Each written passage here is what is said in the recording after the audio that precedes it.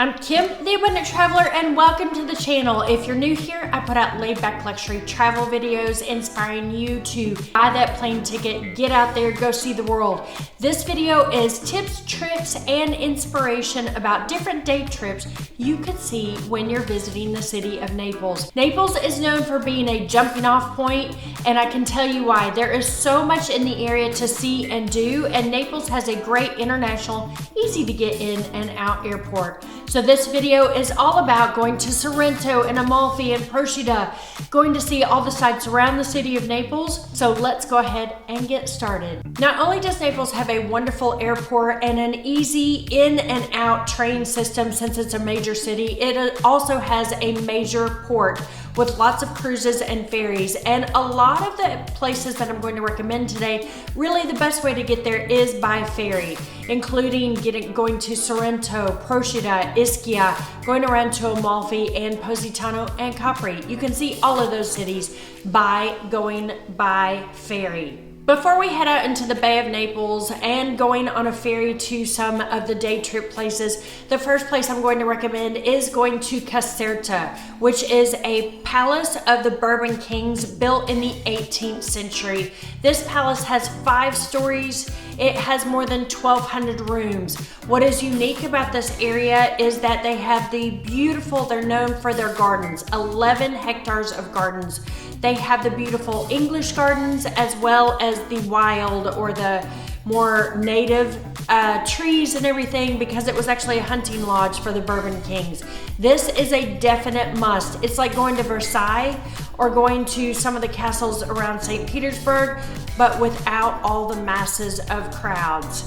It's about a 20-minute to 30-minute ride on the bus from the port or on the train from the main train station. Relatively easy to get there and well worth your day trip. And if you're headed to Naples and the Amalfi Coast, make sure to go to the description below and click my free packing guide.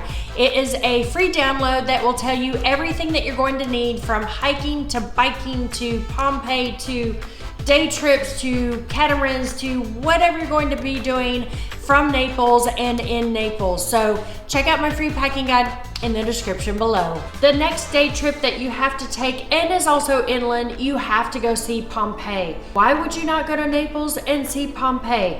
Absolutely incredible experience, from the architecture and the mosaics. It is so worth going to see Pompeii. Make sure to do a tour, possibly in the morning, and then spend your afternoon going about on your own, maybe with the audio guide. It is so worth it, and it's so crazy to think how they're so different than we were at 79 AD when they were frozen in time, and how similar the people were. Also, the easiest way to get there is by bus or by train from the main train station.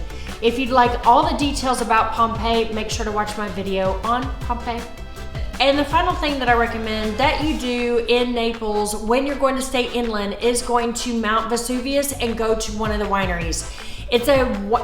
Mount Vesuvius, are you kidding me? It's a pseudo-active volcano. How cool is that to go up and hike around the top of the volcano, come back down, and then go to one of the local Campagna wineries?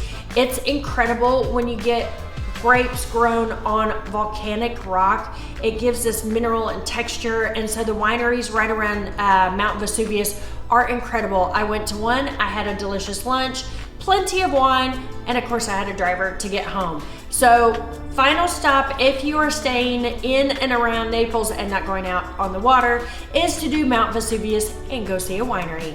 It's a great day trip. So while we're talking about heading towards the water, one of the best things to do in Naples is to take a boat trip and spend the whole day on the boat, like 11, 12 hours. You can have the boat captain take you anywhere. If you want to go to Pozzuoli, or you want to go to Sorrento, or you want to go over to the Blue Grotto in Capri, taking a boat on the Med, especially in this area, is absolutely spectacular. And also, not to worry about all of these suggestions that I am making, I have left links to everything in the description below, from great boat captains to private drivers to tours to everything, even a few hotels that might work in each area if you decide to spend the night. Those two places were inland. Now let's head to the coast. The first place I'm going to recommend, we're going to head up north on the Bay of Naples from Naples. We are going to Pozzuoli. You have to say it like this, Pozzuoli. It is where my catamaran took off for my week catamaran around the Amalfi. What an experience. Pozzuoli is known for, it has like the third largest Roman amphitheater. They have amazing Roman ruins as well. The coolest thing that I saw while I was in Pozzuoli was there is a Roman villa underneath the water.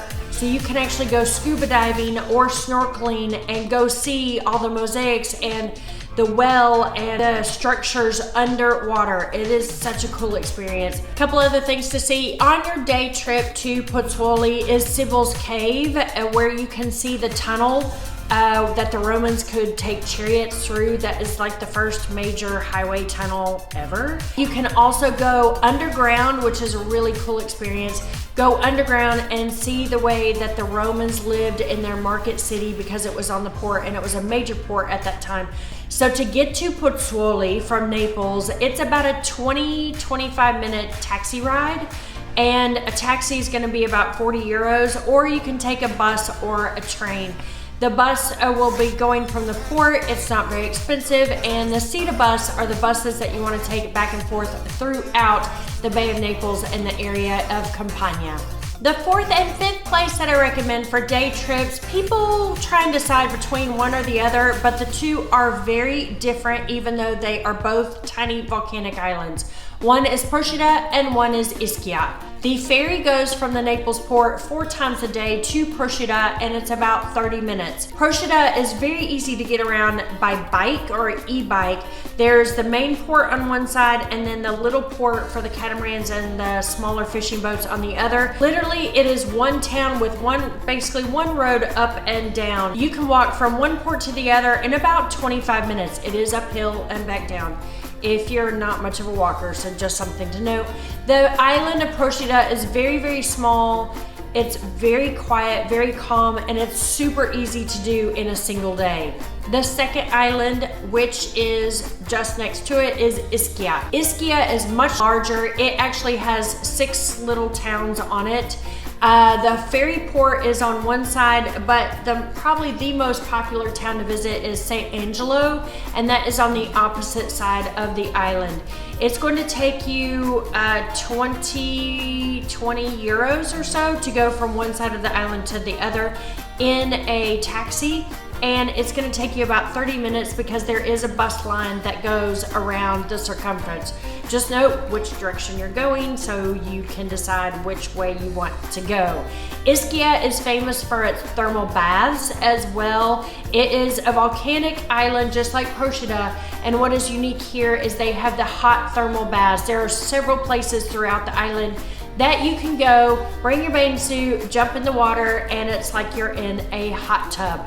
The thing with going to Ischia on a single day, there's a lot to see and do in one day. So even though I'm recommending it as a day trip, perhaps you want to spend a night or two. And also the ferry goes about 20 times a day to Ischia. So whenever you want to go, you're good to go. Whereas Procida, about 4 times a day. Now that we've done the northern part of the Bay of Naples, let's head south. Our first stop is going to be Sorrento, which is actually the jumping off point to the Amalfi coast, even though Sorrento is not officially part of the Amalfi. Sorrento is easy to take a ferry or a train or a bus. The ferry, of course, I like being on the water. Plus there's no traffic. It also has air conditioning, which the Circumvesuviana train doesn't have any AC if you're coming from Naples into Sorrento. Sorrento is on these sheer cliffs. So when you get dropped off at the ferry, at the bottom, you have to find a way from down here straight up to the city, because the city is actually sitting along the cliff line. A taxi's probably not worth it. It's probably 10 euros. I don't actually know. We walked. But walking up, it is a hike up there. So just be prepared when you're going to Sorrento. Sorrento is a large town. It has tons to see, tons to do. It's also a great place to stay if you're going to the Amalfi and want a day trip into different places. Sorrento is a wonderful stop off. While you're in Sorrento, you can just wander around and enjoy the day, eat, drink spritzes, do a little shopping of the inlaid boxes, the inlaid wood boxes. Or you can see the city walls that are originally built from the Greeks during the Greek times at I think 400 BC, rebuilt in the 1500s. Or you can go see the Museum of the Inlaid Boxes, the monastery or the cloisters of San Francisco. You can go see the bell tower and the cathedral. You can also go see Villa Comunale, which is where we went in the evening, where you can see Mount Vesuvius on one side and you can see the beautiful sunset on the other. We had an Aperol Spritz and a nice dinner there, just a little bit of seafood. It was a wonderful way to spend the day in Sorrento. So our next stop, as we're going around the coast and headed over to the Amalfi, after we leave Sorrento, we can do a day trip to Capri. Wowza, wowza, wowza. Capri is full of people. Are you kidding me? Everybody goes for a day trip.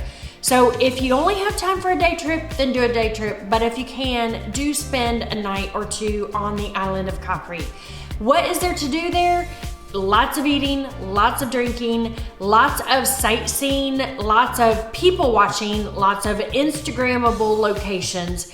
There are incredible restaurants where you can watch the sunset as well. So since Capri is an island, then you definitely want to be taking the ferry from Naples. They're about 15 a day and it takes about an hour to an hour and a half depending on the weather. Get that first ferry on and take the last ferry home. Of course, you want to be in line first and last as well because you don't want to get stuck if you don't have accommodation on Capri.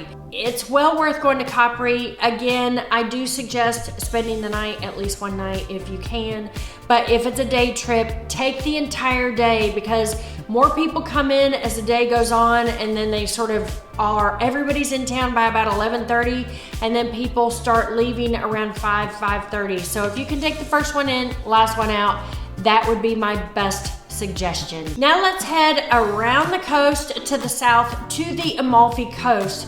Now, there are 13 towns that are part of the Amalfi Coast, and we're not going to talk about day trips to all of them. We're just going to talk about a couple of highlights. Let's talk first and foremost about how to get into the Amalfi in general. It's a real pain. My recommendation is do not hire a car. Right now in 2022, they are only allowing certain license plates ending in even numbers go on certain days and odd numbers go on other days. So if you have planned it incorrectly, you will be stuck not being able to get into the Amalfi Coast with your rental car. Of course, taxis and services can get you into all those cities. They're exempt from those rules right now. Speaking of getting into the Amalfi, the easiest way to do it is to hire a car or take one of the shuttles from the Naples airport or, a taxi. It's expensive. It's going to be 120, 130 euros to go each direction. But it is so nice not to have to worry about anything. And as I just mentioned, it's a pain to get in and out. There are no direct trains. Actually, there are no trains along the Amalfi Coast. So you actually have to go take the train from Naples to Sorrento, get off, get on a bus, take a Procida bus up and over to go to one of the towns. The same if you're going into the Amalfi from the opposite end, if you're going in from Salerno. You've got to go from the Naples airport over to Salerno and then take the Procida bus along the coast. And let me tell you, taking a Procida bus along the coast is a little bit scary. So again, my recommendation is go ahead and hire a car. Hire a driver and a car. They can tell you all the sights and things to see, they can point out all of these amazing things. It's air conditioned, it's wonderful. You can kick back and drink an Aperol Spritz on your way into the Amalfi Coast. So as far as day trips are concerned, I am going to highlight 3 towns. 3 of the 13. I'm going to highlight Positano. How can you not talk about Positano? Amalfi and the town in the mountains called Rivello. So first and foremost, Positano. Lots of tourists, see and be seen. It's Instagram heaven. You can get your little Positano shirt like I'm wearing. You can shop till you drop, eat delicious food, hang out. Let me tell you though about day trips on the Amalfi. You are doing lots of walking up and down and up and down and up and down. The Amalfi Coast is on a cliff. Also in Positano, there's a couple of small free beaches, but there are some amazing paid for beaches as well. So if you bring your bathing suit to Positano, you will be able to get a delicious swim. If you want to know everything about Positano, make sure to check out my videos on the city, but today I'm just talking about quick day trips. That's the first one. Next, and number 2 day trip to take into the Amalfi coast is actually the town of Amalfi. Not to be confused with the coast, but the town of Amalfi. This is the major port city. It's where all the Procida buses meet, and it's their hub. It is where most of the ferries come in as well. One thing that I recommend if you're going to go into the town of Amalfi is do the lemon experience. It's kind of cool to go check out these amazing Amalfi Coast lemons that can be this big.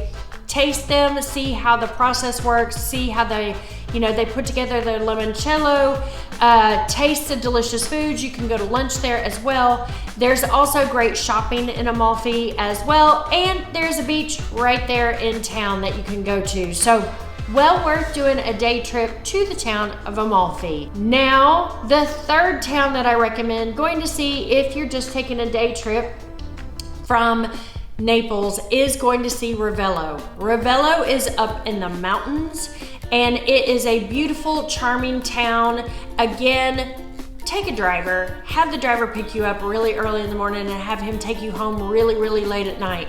Rivello is known for being just day trips, and so there are tons of people in the middle of the day, and nobody's there early in the morning and nobody's there later in the evening. There are 2 incredible villas to visit in Rivello. One is Villa Ruffalo, which is where they have the music, the symphony in the summer, where you can watch the symphony overlooking the coast of the Mediterranean. Really incredible. There's also Villa Cimbroni, which is at the end of the little peninsula overlooking all of the coast, and they have the most beautiful gardens there as well. Also, if you decide you want to spend the night, there are some fantastic 5-star hotels there as well. So I definitely recommend going to visit Rivello on a day trip. But again, like all of the day trips, get up early in the morning from Naples, get there, get a private driver, get there early, stay all day, have them take you home late at night where you can crash on the way back to Naples. Now that I've described the 3 villages that would be the top highlights to see when you're in the Amalfi Coast on a day trip, I also recommend one hike. If you're a hiker, there's so much hiking along the Amalfi Coast, and you could go from Naples each day in to hike different areas, but the one hike I recommend is the Path of the Gods. This hike is about 6.5 kilometers long, the most famous hike in the area, and it goes from Bamarano over to Nocelle. You can actually walk up from Priano, which is or Amalfi, which are 2 of the towns on the Amalfi Coast, walk across and then down if you'd like all the way into Positano. Definitely makes it more than 6.5 kilometers because those 2 going up and down are about 2,000 steps in each direction. So I'm not sure if you want to do that, but if you're a hiker and enjoy that and want to spend the day out in nature, that is a fantastic thing to do. Go walk the Path of the Gods. So those are the highlights of my suggestions when you're going to Naples if you're looking specifically for day trips. If you want to see castles, if you want to see underground villas, if you want to go hiking, if you want to do some shopping and eat some great food. I hope that you have enjoyed this video.